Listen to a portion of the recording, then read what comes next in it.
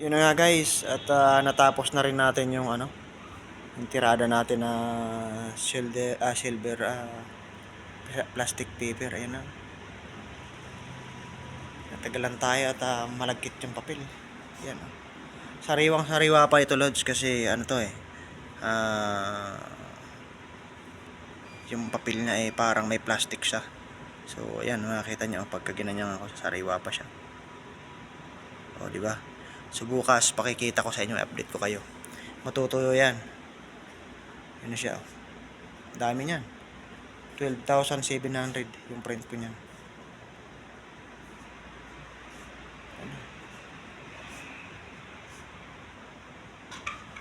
Ito pa. Kumikinang, di ba? Silver nga ni. Silver yan guys. Yung sa likod niyan, ayun, matte paper siya. So yan, hinaluan natin yung ink niya ng dryer para matuyo lang siya. So i-update ko kayo bukas kung natuyo ba o hindi.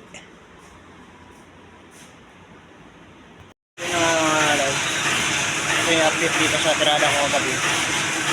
Tuyo na siya. Hindi na nagagasgas.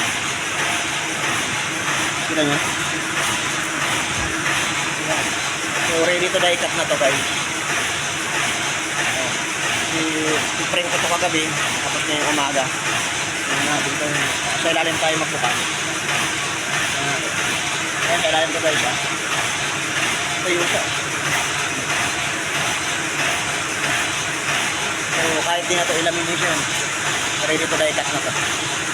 Ganun kaganda yung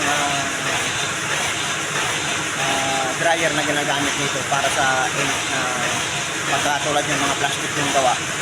Kailangan mo haluan yung tinta para matuyo pa agad.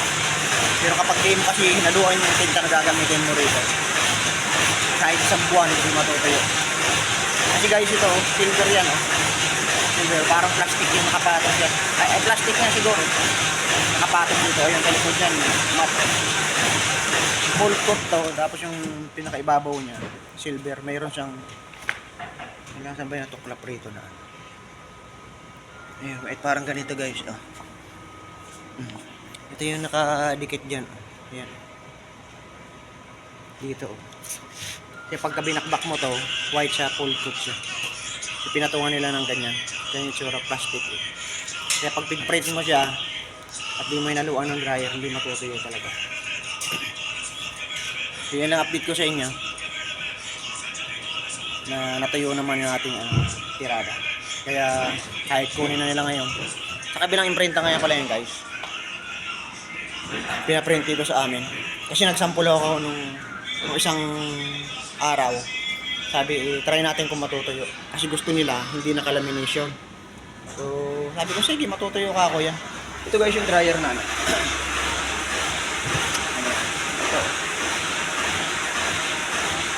Kita ba? Ayan dryer tool. Dito ang kailangan niya halo sa tinta para matuyo siya.